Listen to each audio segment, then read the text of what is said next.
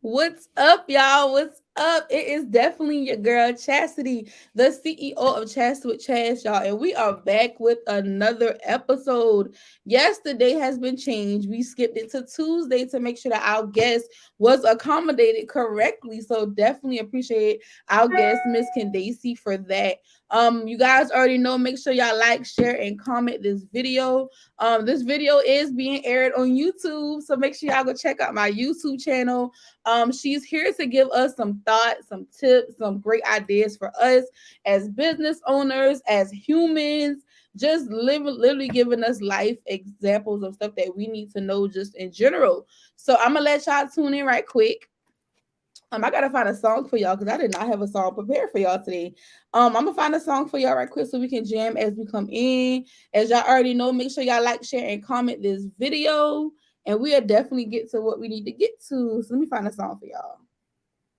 Let me find a song for y'all. I normally have a song for y'all this week, but I don't have one. That's weird. Let me go to something catchy.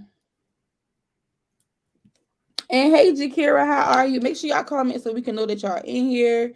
If y'all have any questions throughout the segment, please post them in the chat. I will definitely have them on the screen so you'll be able to see them, so she can answer them to the best of her ability. Excuse me. Let me turn this off for y'all. I cannot find one. We just gonna play this one because I know this will take everybody out. Hey, hey. I couldn't think of a song today. I normally have one, but I didn't today.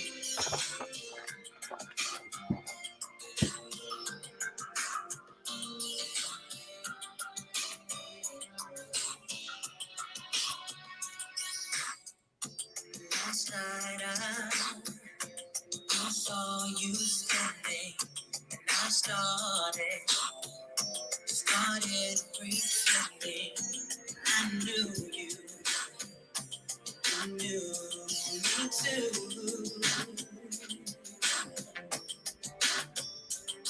And just like a romance, you were too shy. But you weren't the only cause, so was I. And I dreamed of you ever since. Now I build up my confidence that next time you come my way, I know just what to say. Can we talk for a minute? Girl, I want to know your name. Can we talk for a minute? Hey, Nolu. Oh, Lord. There we go. Okay. All right. All right, y'all. What's up? What's up, everybody who has tuned in? It is your girl Chastity, the CEO, and we have our very special guest. This is actually her second time airing on ChatZ with Chaz. So y'all know she definitely had to come back. The first episode, I think, was being saved and in love. It was something around those measures. And then we brought her back for another episode.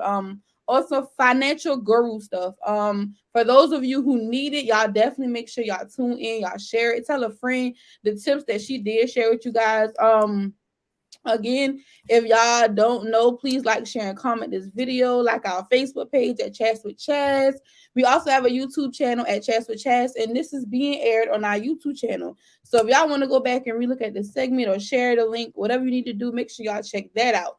But I am going to give it to the floor, Miss Candace Holmes. Take it away. Thank you so very much. Hello, everyone out there in internet land, I guess, in YouTube world. I am very honored to be on with you on tonight. I want to thank Chas for having me on. This is my second time. Yes, the first time we were talking about relationships. I think I had just met my husband, and that was a whirlwind romance. We met in April, got engaged in May. I moved in July. We got married, and now we're celebrating a little over a year and a half of marriage. And marriage is not easy. It is hard work, but it's good work. It's good work. I've heard many people say that anything worth having is worth working for. So if you want to have it, you got to work for it. So, but I'm not on here to talk about relationships tonight. But if it goes there, then we'll go there. Chaz has me on tonight so I can talk to you about finances and taxes and business and things of that nature. So, just to give you a little background on myself, I was born in Atlanta, Georgia, and raised here in the low country of Charleston, South Carolina. I have a degree in business administration, and I'm completing another degree now in organizational management leadership. And so, for the last 18 years, I have spent my career of choice is education. I enjoy working in the school system. I've worked with everything from the baby room to now I am in post-secondary education, and I am a financial aid specialist at Trident Technical College here in Charleston. Um, and so I've always worked in an education support capacity. And basically that means that you could walk in the school. I could be your front office secretary. I could be your bookkeeper. I could be the person running the National School Lunch Program, the principal's administrative assistant, the guidance secretary, you name it. I've just about done it.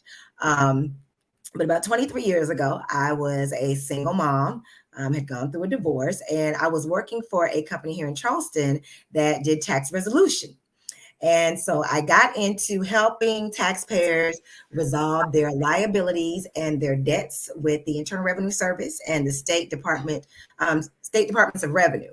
And so started off doing that. And then I realized that I didn't necessarily like how this particular company was conducting business.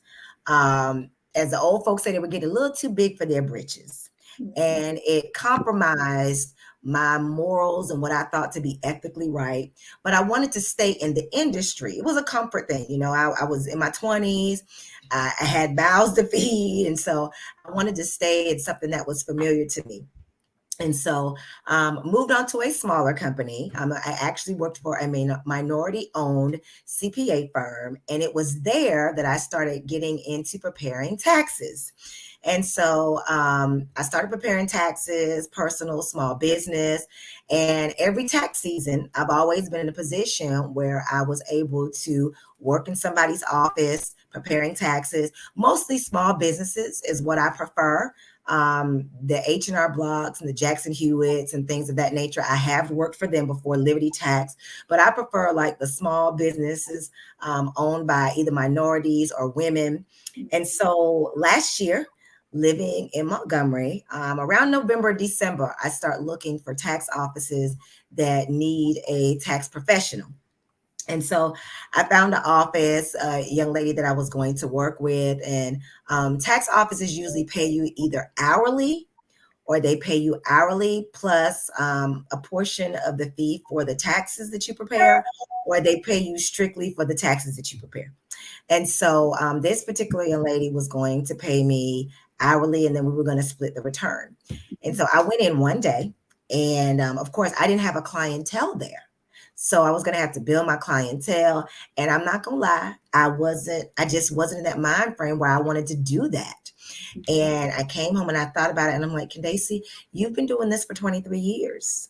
You don't need to work for anybody. Right. There've even been times when you've worked preparing people's taxes who didn't maybe want to come to the tax office. You know, I've done it for family, as you can imagine, over the years. And so I decided last year that I was going to keep all of my bread on my table. I told my husband, I'm not feeding anybody else. I'm going to feed us. And so I stepped out on faith, and I decided to really get serious about my tax and bookkeeping and accounting service. Now, rewind a little bit, about 5 years ago when I was living in South Carolina at that time, I decided with the skill set that I have, they're administrative skills. So bookkeeping, accounting, payroll, answering phones, customer service, responding to emails, Mhm. putting out fires, really. And I realized, I was like, I could do that as a virtual assistant. There are people who own businesses who need those services, but they don't necessarily have a brick and mortar location, or they don't want that overhead of that expense of payroll. And so I could contract myself out to do the work. I could do it on my own schedule. Being in education, I don't work during the summers. And so I took advantage of that opportunity, got the LLC, and then life happened. And so, in all honesty, I like the discipline to follow through with it and really be serious about what I was doing with the business. And so I still am formed as an LLC here in South Carolina.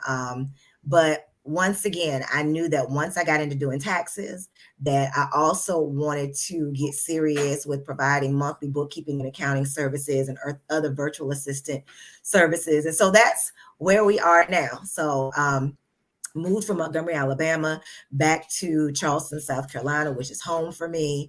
And I decided that because of the resources and the people that I know and the connections that I have, that I could really do well with this. And so here I am. And my sister ChatZ has let me come on tonight and give me the opportunity to talk to you about that. Um, if you have questions, please feel free to ask them. I can't really see how many people are on watching the live. I see we have some comments there. So I want to say hello to Jakira. I believe Jakiria. Jakiria, hello. And Nolu, hello, Ribbon Nolu. That's my girl. So glad Right. to have you all on. One of the questions that I get asked a lot as a tax preparer is if you have to be certified. You do not have to be certified. The IRS does not require that you are certified to be a tax preparer. There are big box companies, and I will not mention their names often, but there are big box companies that allow you to take courses. And then once you complete that course, they will offer you a job opportunity to work in their local office. Or you could do like myself, and you can learn through a company that you work for.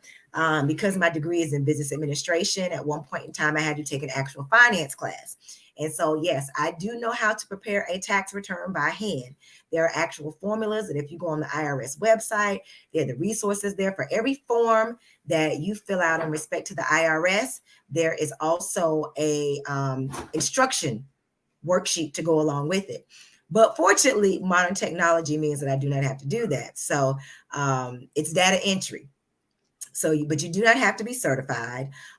There are different people that are recognized by the IRS, EAs, which are enrolled agents, very vigorous, rigorous program that they have, and a test that you have to take, much like a CPA, that you can use to prepare your taxes. When you look to prepare taxes for the IRS, to electronically file, which is what most people do during this tax season, the IRS will assign you what they call an EFIN, electronic filer identification number. And so that number is a number that I put on the bottom of a tax return as a paid preparer that the IRS recognizes. And if for some reason a client gets audited, they could come to me as a reference, or I'm the person. Of course, they're going to audit the taxpayer, so they're going to ask some questions about this return, but they're depending on me to prepare an accurate return based on the information that the client has given me. Mhm. I tell people it's kind of like when you go to a doctor or a lawyer, you have the expectation that their expertise will give you the information for you to remain compliant. A lot of people don't realize that a lot of times businesses go out of business because they have not remained compliant with the IRS. If you sell items where you charge sales tax, you have to in turn prepare a sales tax return to the IRS. And to the State Department of Revenue, if that is a requirement for your state. A lot of people, if you have people on payroll, or even if you don't have payroll, if you are self-employed and you make a certain amount of money, you're going to need to pay self-employment tax, much like if you were what they call a W-2 employee and you were getting paid by an employer, they take taxes out of your check. The IRS requires the same for those of us who own our own businesses. So you do not have to be certified. You just have to have the knowledge. I also have a P10. So I have two numbers three really, that identify me with the IRS, the EFIN, the P10, and then my EIN, which is my employer identification number. If you own a small business, it is recommended that you get that number. I recommend, it's kind of like a social security number for your business, but Right. it gives you a separate identity. The new catchphrase for businesses in the last couple of years have been business credit. Business credit is nothing new. Okay. And when you look at business credit, it is separate from your personal credit. That's why you can see people with horrible personal credit and low credit scores who can purchase vehicles and other assets through their business because they have that EIN. It also allows you to open up a business bank account. What I recommend my clients do is that they form themselves as an LLC or a limited liability corporation. That is not done through the IRS. That is done through the state revenue agencies. So every state, the Secretary of State is the person who monitors that. And basically, the procedure is the same for just about all the states that I've had experience with. And I've lived in South Carolina, North Carolina, Montgomery, and Florida. And so basically, you are looking to see if the name that you want to use for your business is available. If that name is available, you reserve that name and you form yourself as an LLC. There is a filing fee that you pay. It could be anywhere from $125 to $160. And once you pay that fee, you get what they call the Articles of Organization. And the Article of Organization basically states that the business recognizes you as a legitimate business in that particular state. So with that, you have obligations to the state that you live in, and you also have obligations to the Internal Revenue Service. For some people, they have to file quarterly returns. Others have to file monthly returns.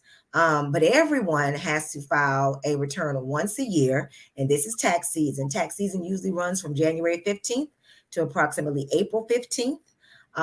Depending on the IRS, and the IRS is behind right now. There is a backlog.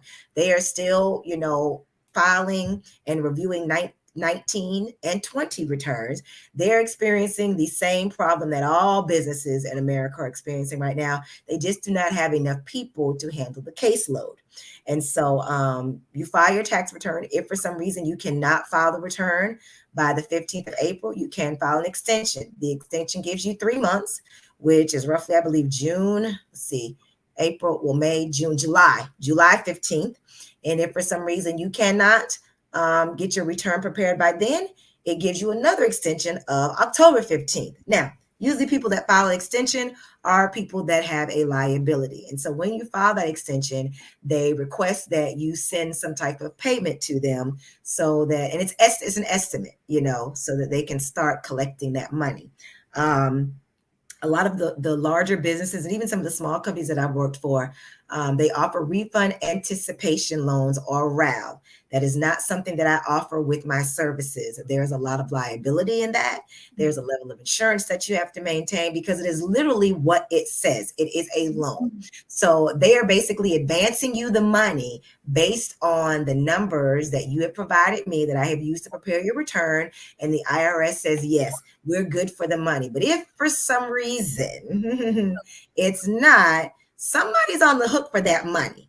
And 9 times out of 10, people who are waiting for those $6,000, $7,000, $8,000 refunds do not have $6,000, $7,000, $8,000 to pay back to the IRS. If for some reason, they find that there's a discrepancy with the tax return.